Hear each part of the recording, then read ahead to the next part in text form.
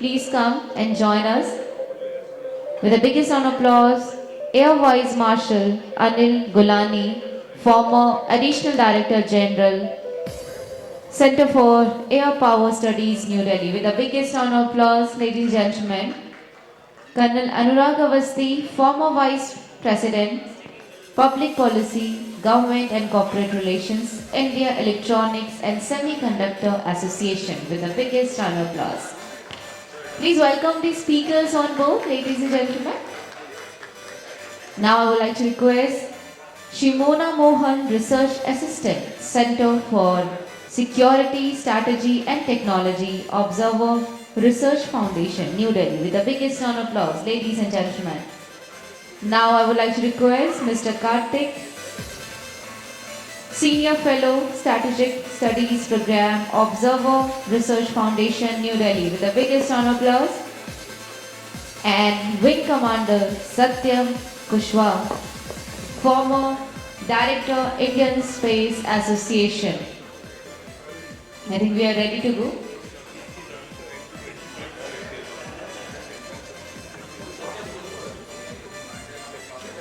Alright, we are waiting for our Wing Commander Satyam Kushwaha, sir. We can start. So here for the third panel discussion, one of the most interesting topics we are having here, that's national security and diplomacy, information technology, modernization, cooperation in technologies, training and sharing best practices. All over to our moderator and speakers.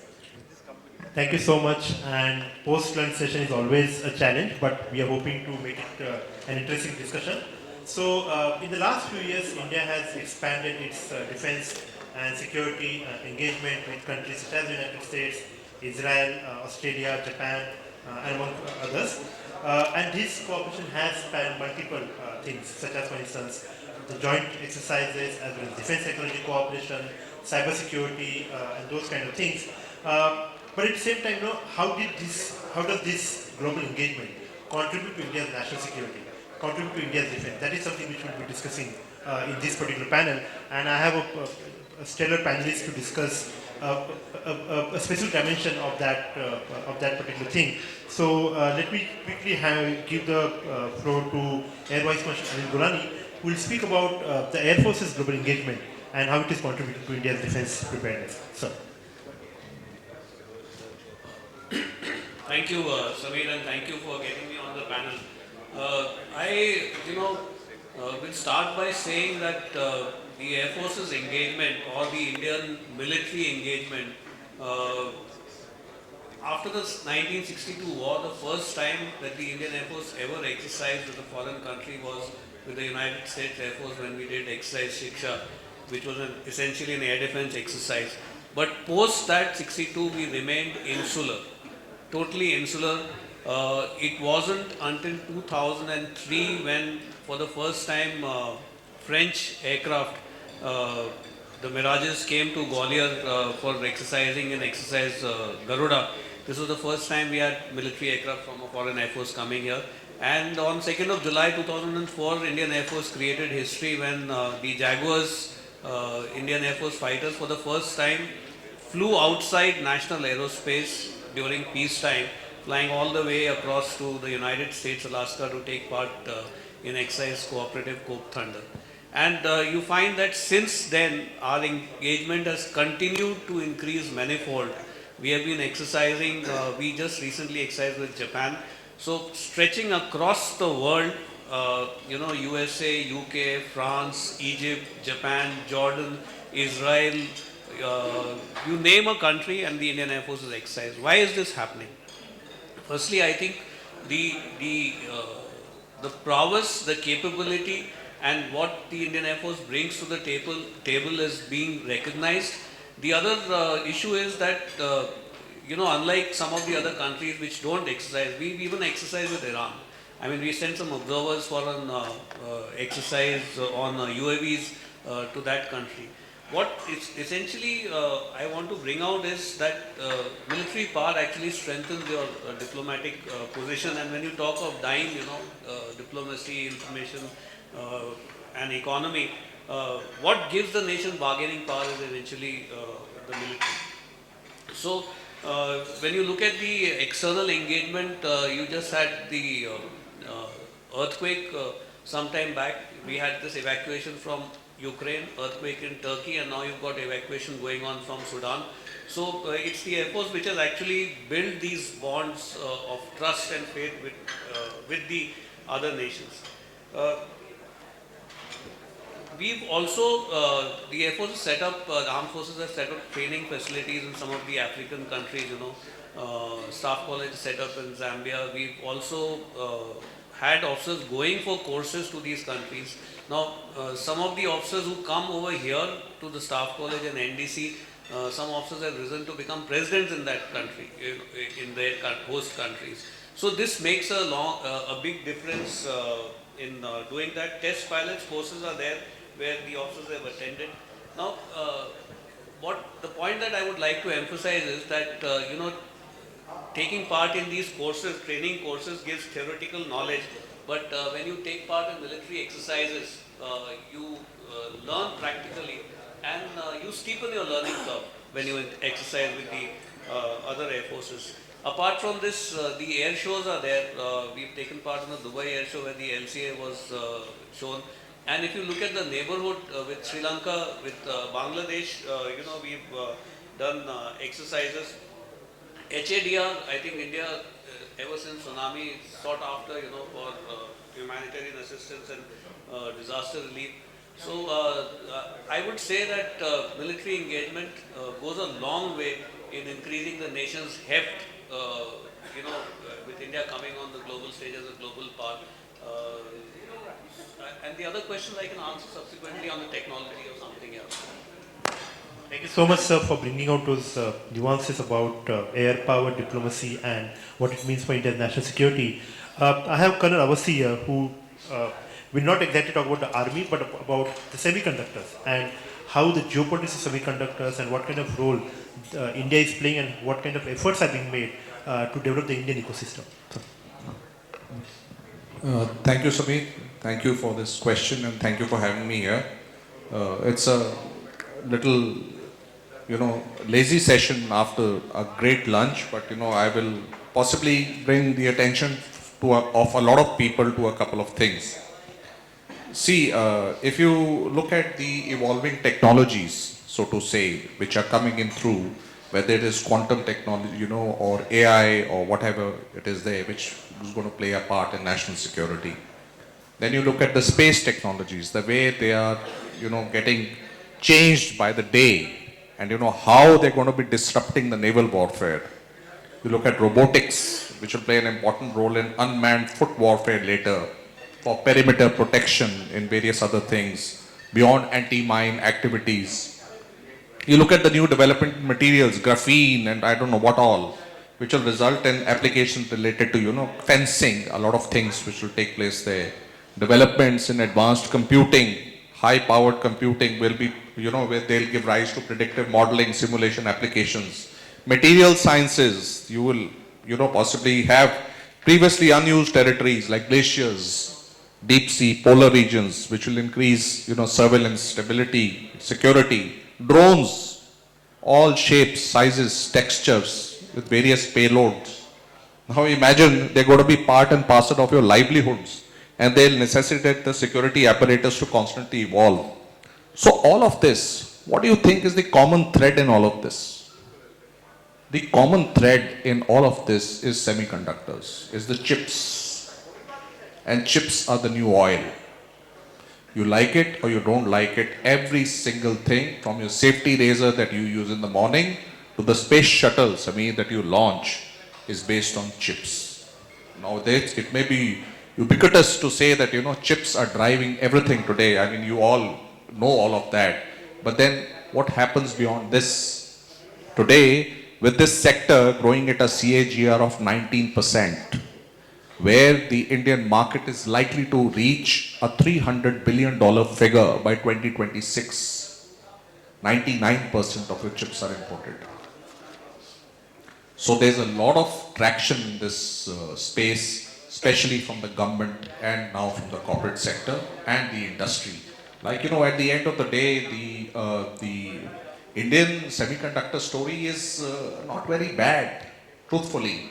I mean, a lot of people may not know this, but the first semiconductor laboratory, or the SCL, which is still there in Mohali, which makes 180 nanometer chips, which is enough for your space application, is established way back in 1983. TSMC in Taiwan came up in 1987. And then, of course, I will not go into details that there was a fire in 1989 and everything was gutted down for reasons which I'm sure I'm not very qualified to state and all of that. But since then, we've been absolutely reliant on chips which come from abroad. Now, the problem is, now whether this is a technological issue or a geopolitical issue, that needs to be understood. Now, please understand, put a map of the world in front of you and look at the troika of making chips. When you look at the troika of making chips, it is essentially materials, equipment and services. When you look at the equipment, 80% of equipment is made in the United States with 52% of IPR. With the 10% pie with the Europe, essentially ASML and a couple of more people like an XP. When you come to the materials and gases, the supply chain is all over the world. Now the supply chains, whether it is 150 chemicals which are used in making a chip, whether it is the gases, whether it is the rare gases, whether it is some water, whether it is whatever, I will not go into details, is all over the world. And then you come down to services, which is assemblies, testing, packaging, where China is the world leader. Now in all of this, manufacturing happens in Asia, which is Taiwan, Korea and Japan. So no country in the world can say that, look, I am making chips end to end. So what happens in this? The moment you don't have hegemony over anything, everything becomes geopolitical. So technology is on one side, geopolitics is on the other. So at the end of the day, I can only say this much, that till a lion learns to write, every story will glorify the hunter. And that is why we are there. And the Indian government, with its path-breaking reforms like the PLI, the production-linked incentive, the design-linked incentive, specs 1.0, now going to 2.0, in which I'm driving a lot of it, C2S, which is the chips to startups, and various other things, as also a large amount of academic and industry traction, I think will make all this possible in the next 3 to 4 years. We will be a semiconductor nation in the next around 3 to 4 years. This is my personal sense. I think that's enough for opening remarks. Thanks, Anil. Thank you so much. I think we are looking forward to India becoming the semiconductor hub and probably emerge as the tech superpower. But I think if you see the developments in the last few years, technology and emerging technologies have really emerged as one arena where many democratic powers are coming together, joining hands to stand up against the authoritarian regimes such as China, which are actually taking a lead in many of these technologies. But AI, artificial intelligence, is one such technology where not just the state actors but also the tech companies themselves are doing a lot of stuff on that. So I'm really glad that I have Shimona here, who will look at that particular aspect and tell us more about that. Shimona.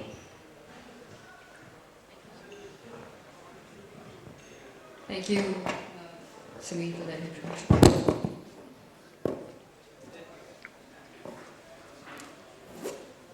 Tech panels, always tech problems and tech panels.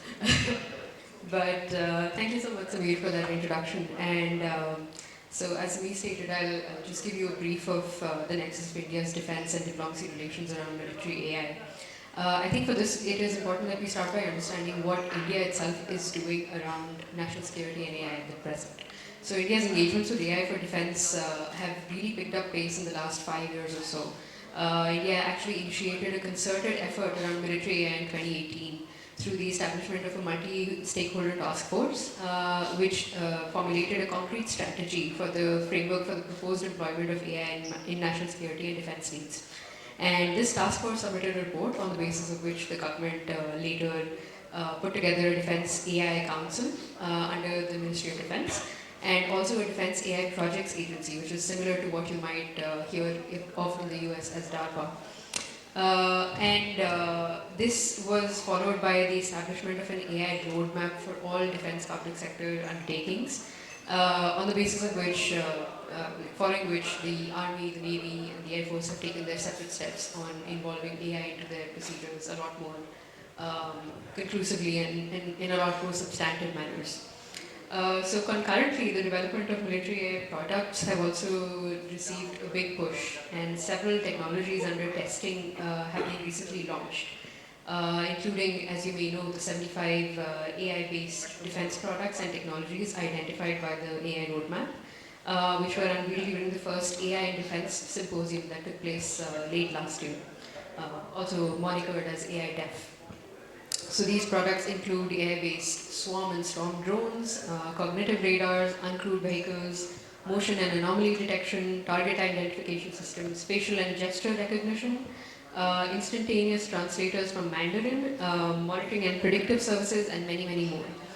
And although lethal autonomous weapons, which is also a hot topic in the international debate around military and AI, weren't explicitly mentioned in these within these products, the Minister of Defense, Rajnath Singh, has also hinted at the possibility of the addition of AI capabilities in sentry guns, which are used in India, similar to what you may know of employed on the borders of Israel and South Korea.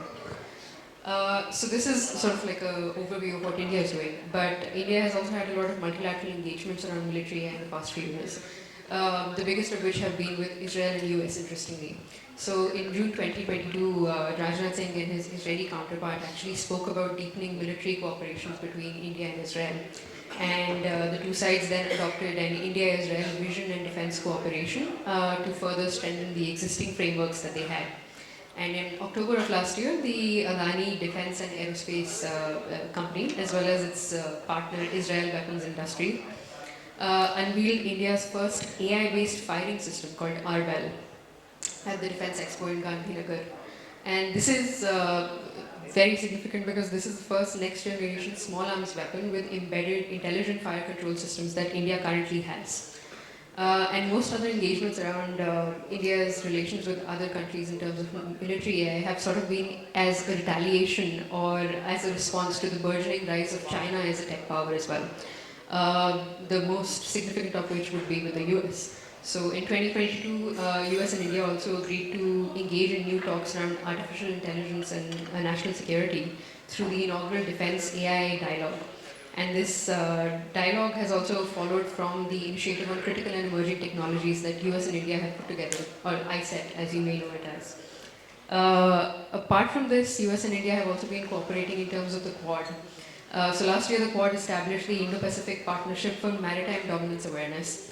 And it was said that this IPMDA, as it is now monikered, will also provide a new stream of data for commercial satellites, which will use artificial intelligence in their working as well. Apart from the Quad, India has also recently been part of the I2U2, which is India, Israel, US, and UAE. And military cooperation around this nexus also rests on military trade as well as joint production of different platforms, including AI systems.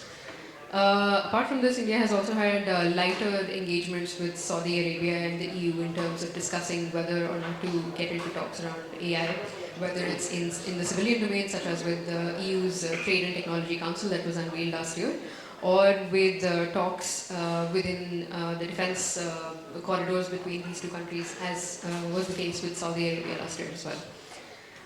Apart from bilateral and multilateral engagements on the basis of these country and interested dialogues that have taken place around this, India has also participated in a couple of international military AI diplomacy forums. There have been very few of these in an established format because military AI in itself is something that's seen as very, very new and unregulated. So the CCWGG on laws, which is the Convention on Certain Conventional Weapons group of governmental experts dialogue on lethal autonomous weapons, has been convened since 2017, and India has been a part of all of the discussions since 2017. In fact, the only concrete output of this dialogue till date has been the 11 guiding principles that they have come up with in 2018 and 2019.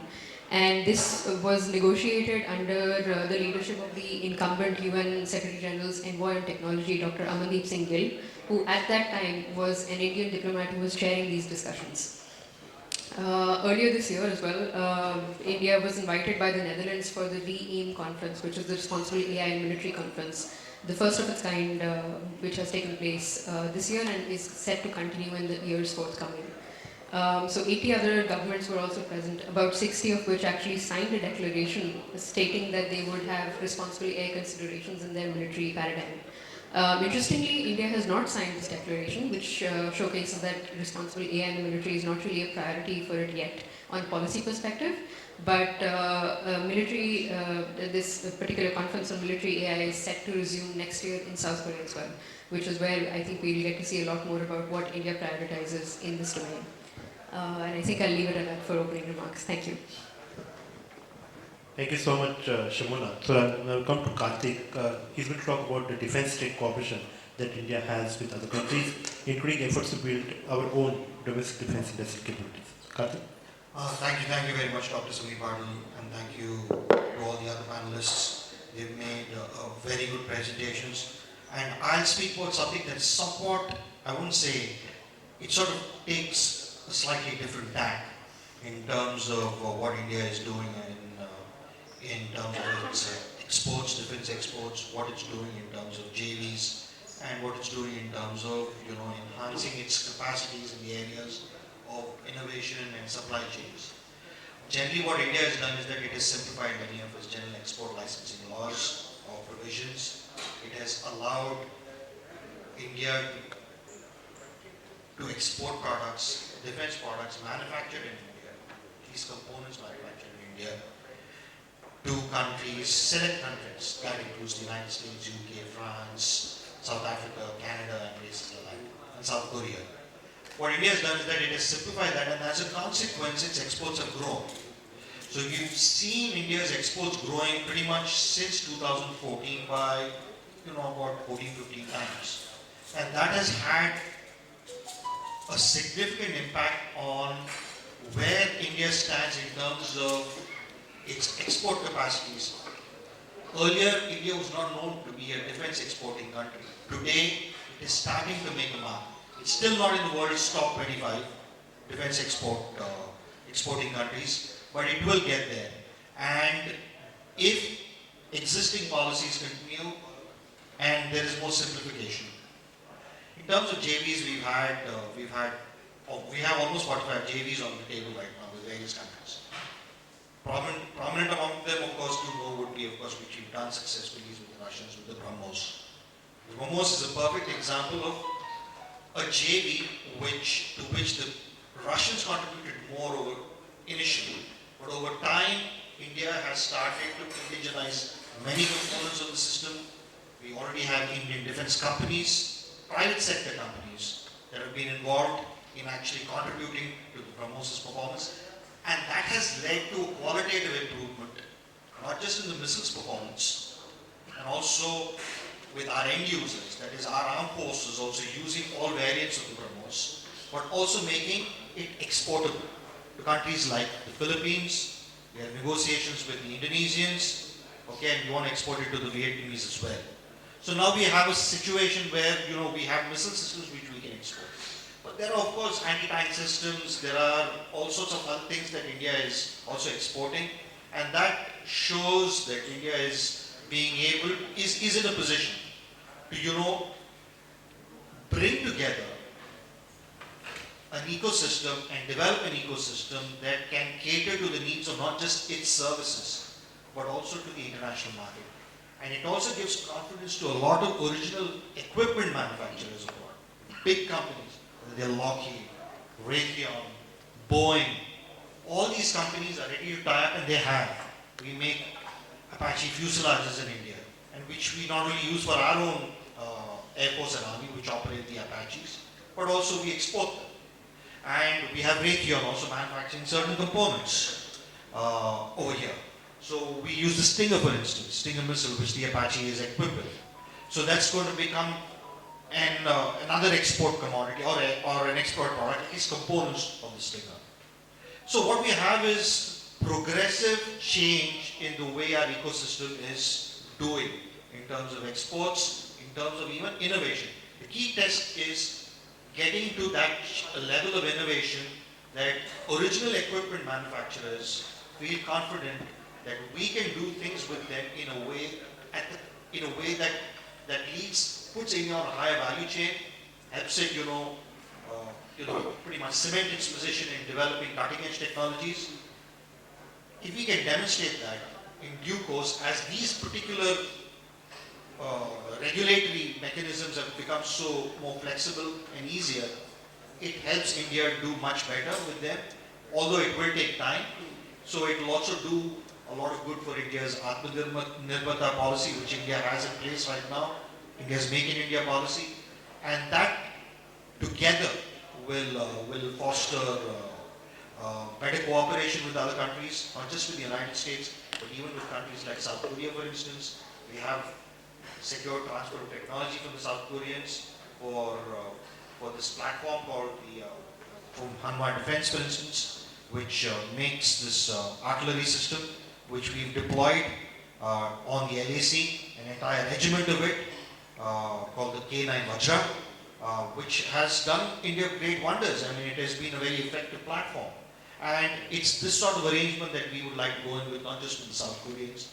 Progressively, it will be with the Japanese, and it will be with other countries as well, France and UK and Germany. But I'll stop there for now, and we could perhaps go for a round of questions. Thank you so much. Thank you, Kartik, for that. I think that example of BrahMos, where India's contribution expanded gradually over a period of time, is really interesting to see in terms of building up its own defense industrial capabilities. But let me pose a common question to all the panelists, which is that what are the top 3 challenges or roadblocks that you see in India's execution of this defense and security diplomacy? Maybe I'll start with you, sir.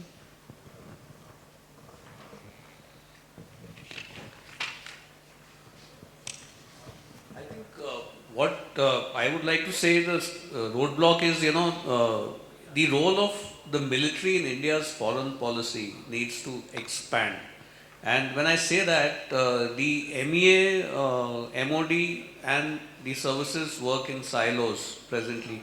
So I think there is a need to have some kind of a defense diplomacy division within the MEA, where you have senior officers, though there have been some officers at Wing Commander Group Captain level rank who have been seconded to the MEA, but this engagement needs to certainly increase.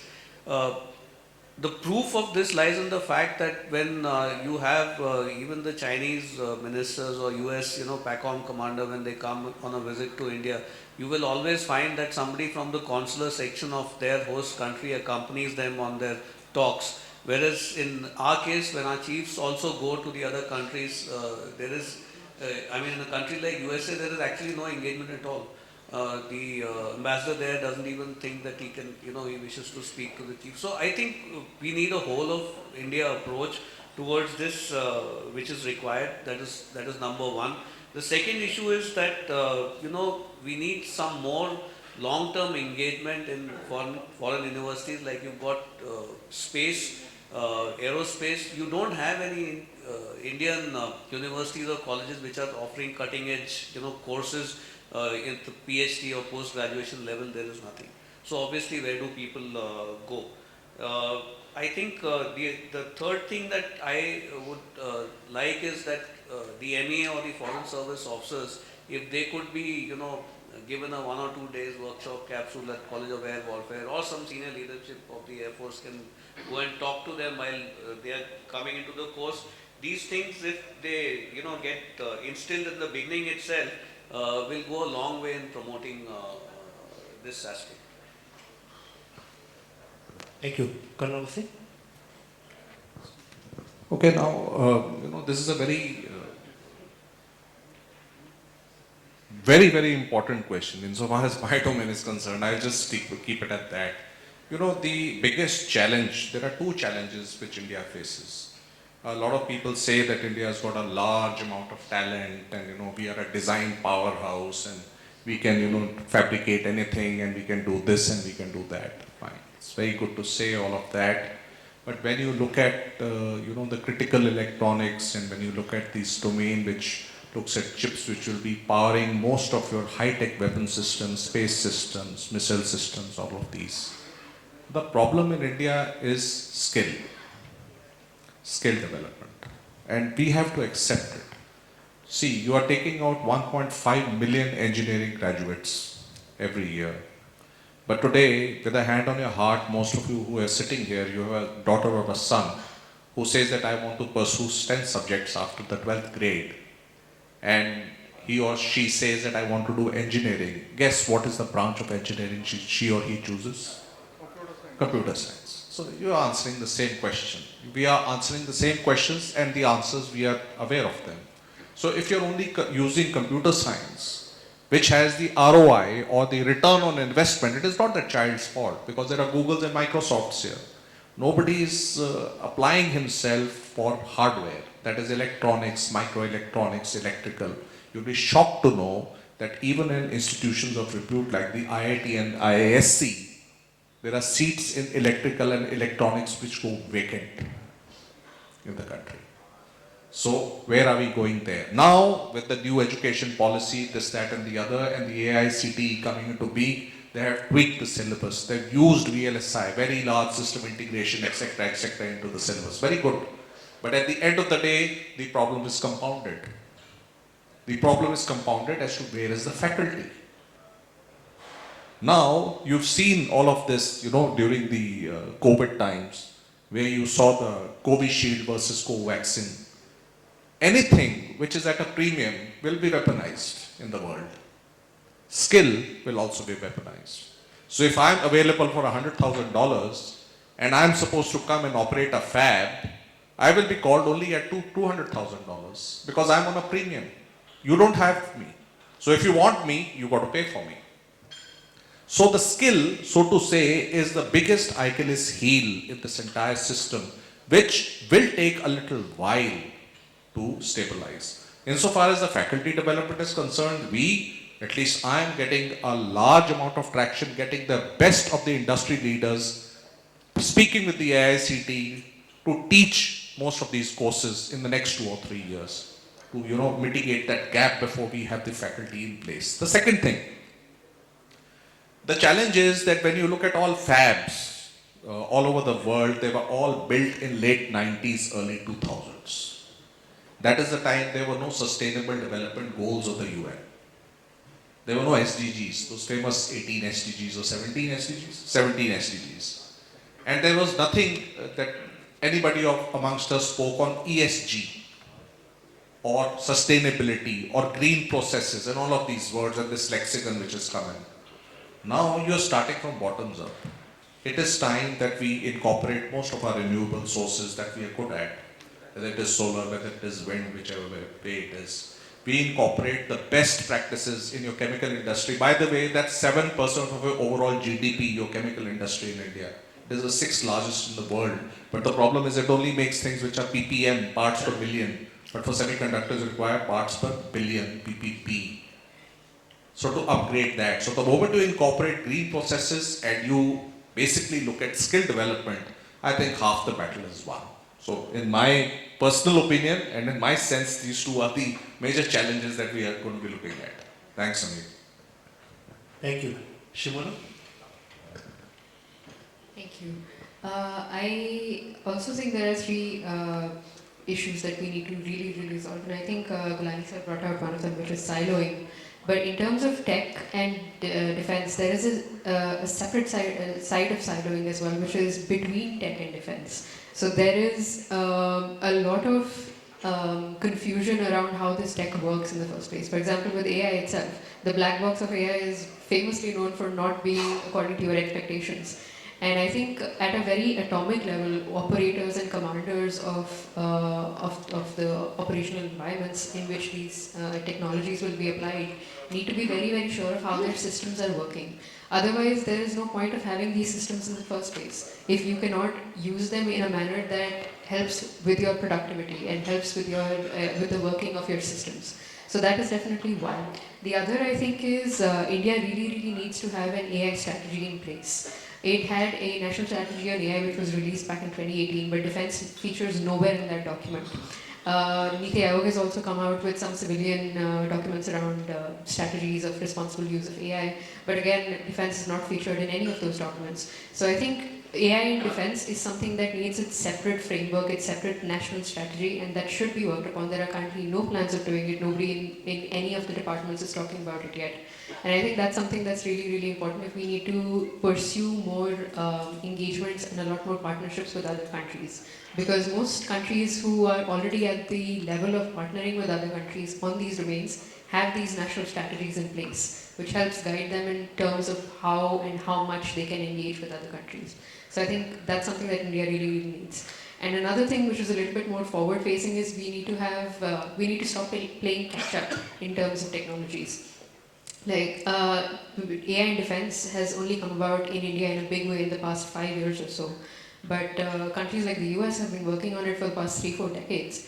And I think it is this playing catch up that we've been doing for so long that's sort of holding us back from all the potential opportunities that we've missed out in the past. So, for example, generative AI is a thing that's coming up in a huge way and is going to impact every single sector in society, whether it's civilian, whether it's military, whether it's you on your phone, or whether it's Jawans on the border.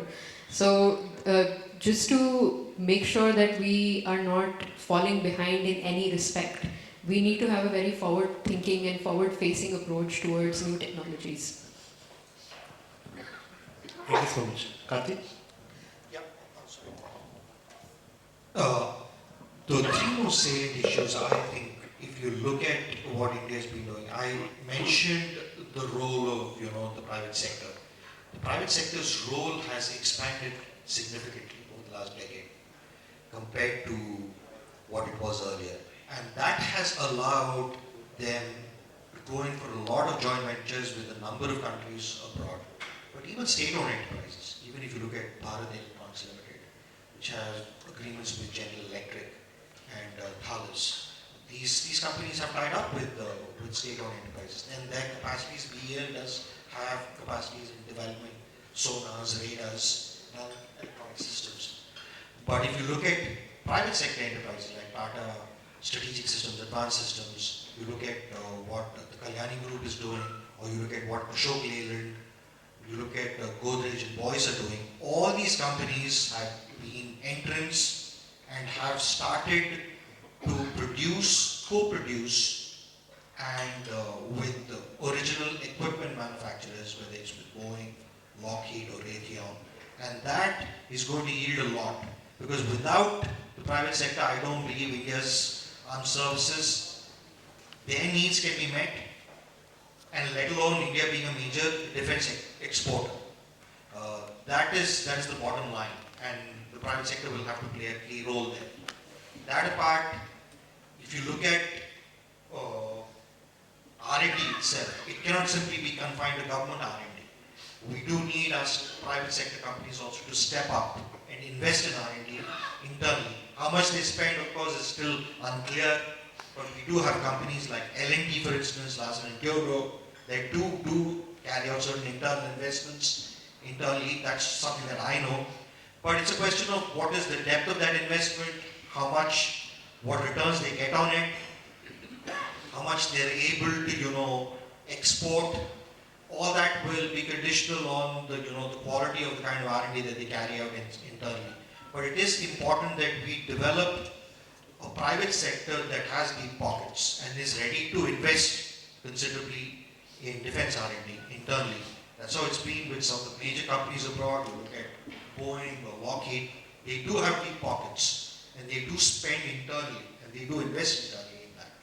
Without doing that, I don't see India's companies becoming very large and becoming major defense exporters in their own right, building cutting-edge systems, not just for the Indian armed services, but also for the international market. So that's what I would flag. Let me stay with Kartik particularly the tech part. In tech transfer or technology sharing has been a bane of the defense diplomacy, because we have seen, for instance, with the tech cooperation with the United States, faltering on that particular front, and we have seen that normally countries do share technology with their only the strategic partners as such. So you think that India probably has been able to overcome that, the politics of technology sharing as such? No, I don't think so. It has completely overcome that. I mean, the challenge is even with the Americans, you do have a certain set of end-use agreements. They have their own conditions about use. They have fears about technology leakage. They are fearful about our capacity to secure the technology that we give them, and they have all sorts of concerns about IBR. So you're bound to have problems with them. You do have issues with them. But if you look at it in terms of our effort to secure what is given to us, there has been some progress. If we can secure that better, there will be a case for the US to work more closely with India and share technology with India. But it will take time, and their concerns may take a bit more effort to address, as opposed to say a country like South Korea, for instance, which is more flexible. State financing agreements, defense state financing system or regulations are very different, and it is also ready to share technology more willingly, readily, and it doesn't have those sort of end-use conditionalities that the Americans have, and that's why they've been able to forge good tie-ups not just with India, but even a country like, say, Poland, okay, where they've set up, supply chains there. They've set up co-production facilities there in Poland, and they have forged a very good synergy with the Polish. That is the kind of system that we need with them. And even if you look at the South Korean industry itself and its capacity to indigenize, they've invested so much in local content to the point that today they don't have to look over their shoulders and look at the Americans and say, and the Americans turn around and say, look, you're exporting something that we've given you. Forget it. That's prohibited. But because there's so much local content in their platforms, they are able to export them. So that's something that we need to understand. If we can introduce more local content in what we are doing, and that's where the whole issue about R&D and other things come in. And if we can do that, I think we would be serving ourselves well, as well as our capacity to export to other countries. But as far as JVs and as far as transfer of technology is concerned, I think it's still always going to be a tricky thing. It will take time to overcome, but slow and steady progress is being made. Can I also you want to add? Just taking off from Kartik, right? Firstly, I'll just give two, three very logical points. Firstly, R&D is a function of money. Anybody who tells you that R&D is a function of expertise and R&D is a function of a lot of scientific prowess and I am a great mind and we can do this. No, R&D is a function of money. It is a capitalist dream. So you pour in more money, you'll get R&D. Simple. So you have more coffers, you do it. Now the problem in India, insofar as what Kartik has just mentioned, that I'll just summarize in a very simplistic form. Not going into companies and not going into anything else. See, the public sector in India has a little lesser expertise and more scale. The private sector has more expertise and less scale. The problem is that. How do you balance that?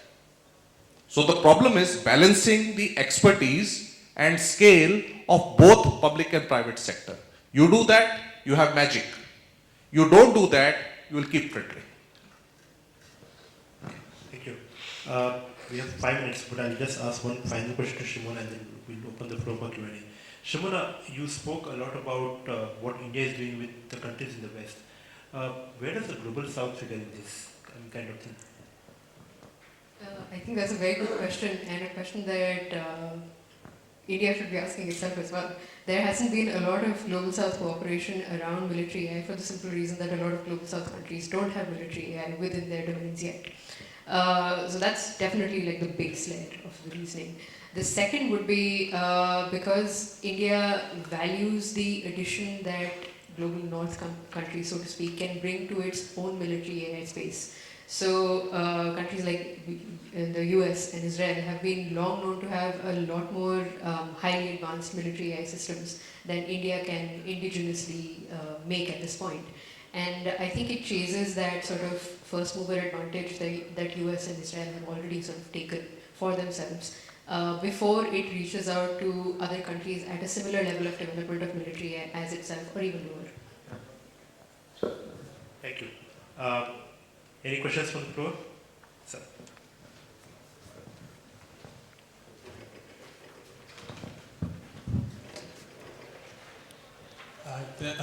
Thanks for such a beautiful August panel.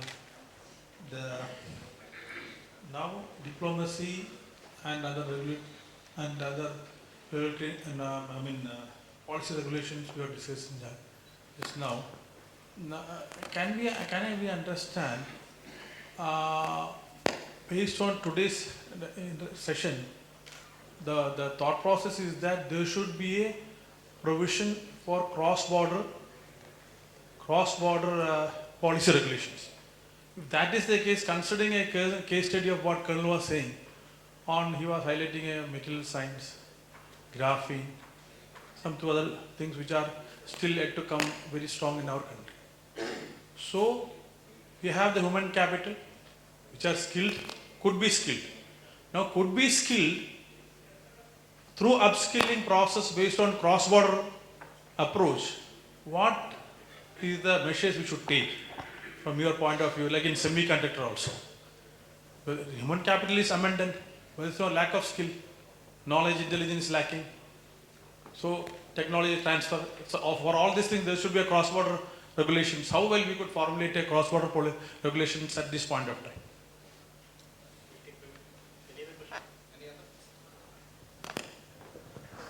I'm Bipindra from Defense Capital. I have a question for the Colonel and also Kartik. First, I'll come to Kartik. Kartik, you mentioned about the challenges that exist in TOT. Is any best practice around the world that comes to your mind that can actually become an answer for the question that India has in terms of TOT issues, challenges, hurdles that we can overcome? That's for you. And to the Colonel, what is the end state that you can envision in terms of semiconductors for India? Any other question? Okay. So,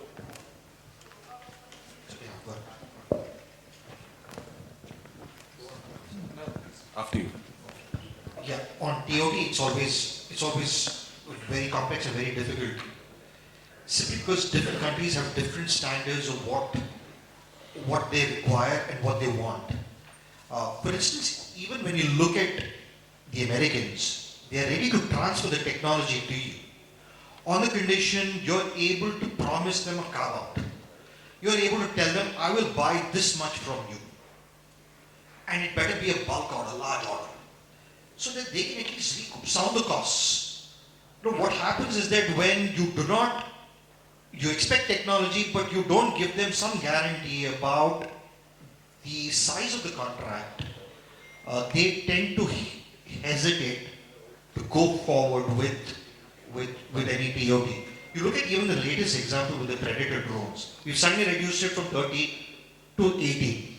And this is a complaint I've heard recently, very, very recently. If you're going to go and reduce the size of the contract so quickly, I mean, the unit cost of each of those Predators is going to rise anyway from General Atomics. But that apart, there is going to be considerable hesitation to transfer any technology to you relating to that drone. Not that I'm saying that we will get it. The thing is that the point I'm trying to make, or the point that is being illustrated, is when you do not make, when you don't give a large contract out and some guarantee and some assurance, then it becomes very, very difficult. But some countries, for instance, like South Korea, they've entirely transferred their production plant in India. L&T has its own manufacturing facility that makes the K9 Bacha at Hazira. And they have transferred all the technology to India also. So I think at one level, there are countries that are ready to they don't place those sorts of onerous conditions. But I think if you're dealing with the US, it's a different kettle altogether. I think we can address some of it, but it will take some doing on our part. Thanks, Kartik. I think I'll take it forward. You must understand one very simple thing, taking off from what Kartik has beautifully encapsulated. See, TOT is a very abused word. There are two kinds of TOTs. Firstly, There's a manufacturing TOT and there's a design TOT. Nobody will give you design TOT. Design TOT costs. You're willing to pay the money, you're willing to get into the legal laws and framework of that land, you're willing to, secure all the IPRs, you're willing to do everything, they'll give it to you. But it's very difficult. The chance of you getting a design TOT is 1 in 100. Obviously, because that guy has made that design, it's decades of work. Why would he part with that? So what do you get? You get manufacturing TOT, which also essentially moves in the domain of licensed production. Right?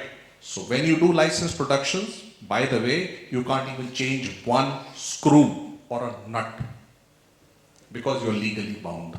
So there are issues insofar as the TOT are concerned. Now coming to your point, sir. Now, cross-border technology things. We have to understand three things very clearly. A, technology costs. B, you cannot be technology agnostic. C, you can't be developing all technologies all the time and integrating all of them into all the weapon systems that you want. This is a world of aggregation. So you may develop something, X may develop something, the lady may develop something, and then they'll go to Samir and he will aggregate them and basically curate it as a product and sell it to you. Whether it is a weapon system, whether it is an automobile, whether it is this microphone, whether it is the spectacles, that's the way it works. Because of the scales and the costs, that's the business model. Everybody is in it for profit. There's no charity, there's no Desh Seva. I hope we are clear on that. That's one. I'm coming to that. Now, how do you foster this? Now, to me, you have to foster this through 4 means. Firstly, as Kartik brought out very clearly, energize the private sector. Totally. When you energize the private sector, you also have to make it enabled. You can't be sitting in a corner and say that, look, I've energized the private sector by shoving in X amount of money. That doesn't make it enabled. So that leads to more astute policy making, which is from a consultative process. Forging large diplomatic relations with member countries to harness their technology to your needs. At the same time, having consultative engagement with all stakeholders in public and private space, and last but not the least, setting realistic waypoints. You can't be setting waypoints which are esoteric or they are Star Wars like. It can't happen like that. They have to be realistic. And they have to be realistic in terms of technology. So nobody, and you have, in the last, you have to be very clear that if you are buying technology from somebody, nobody will give you or part with his technology which he's made day before yesterday. You will get the technology which he made 1 week earlier. So either you step up and make that technology, alternatively, you find means that you can bridge that gap from that 1 week to 2 days that you're looking for. Now that requires a lot of patience, time, policy, money, and a lot of intrigue. Now coming to your point, sir. Your point was, how do I see the Indian ecosystem insofar as the semiconductors landscape is concerned? See, semiconductors, to make semiconductors is a very colossal business. Land parcels, 24 hours by 7 water, 24/7, high-grade electricity, can't stop, supply chain management, connectivity, ports, airports, hazards, various other things, and of course large carbon footprints. Top it all, you have labor, you have various processes, you have machines, you have equipments, you have various other things. Now when you put this entire potpourri together and you make a small little fab which makes a 65 nanometer or a 45 nanometer, I'll not get into the nanometer quagmire, a million production every year, the cost of this is anywhere between $6 billion, BILLION USD, northwards. Look at the capital investment, look at the human investment, look at the infrastructural investment. Be that as it may, the way we are going and the way we are poised to go, in my personal opinion, in the next 4 years, we should be able to roll out our own chips. That's the way it goes. And this is my conservative estimate. If it is faster, damn good, because I'm a person who always feels that India is a country which has the capability of disappointing both the optimist and the pessimist alike. So you don't know, but God lives here. So I think that's what I feel. Thank you very much. Thank you so much. I think we are already exceeded time, but thank you, Air Vice Marshal Golani, Colonel Awasthi, Kartik, Shimona. I mean, I'm glad that we discuss a wide range of issues from the conventional defense to AI, to also talk about the role of Air Force and semiconductors. Thank you so much, and thank you for the audience. Thank you.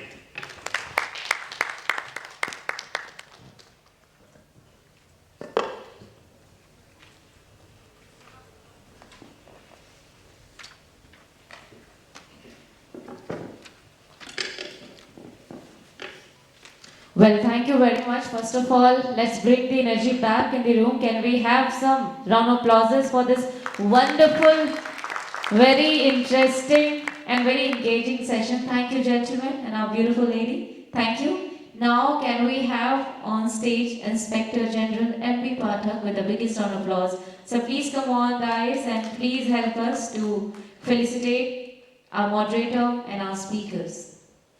Please welcome, ladies and gentlemen, Inspector General M.B. Pathak on stage.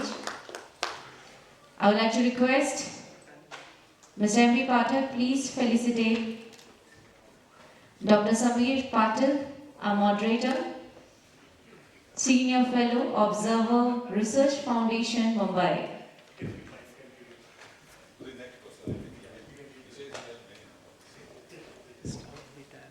Well, we can start with Air Vice Marshal Anil Golani, sir, with the biggest round of applause. Now, can we have Colonel Anurag Awasthi? Please help me to welcome them. Now, can we have Shimona Mohan? Again, the taste of women empowerment in the house. I think here the clapping should be double. Thank you.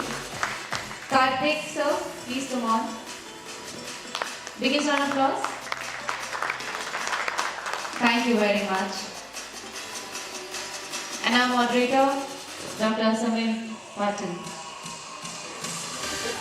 You got enough? That's the quality of a leader, I believe. Thank you. Can we have a group photograph, please?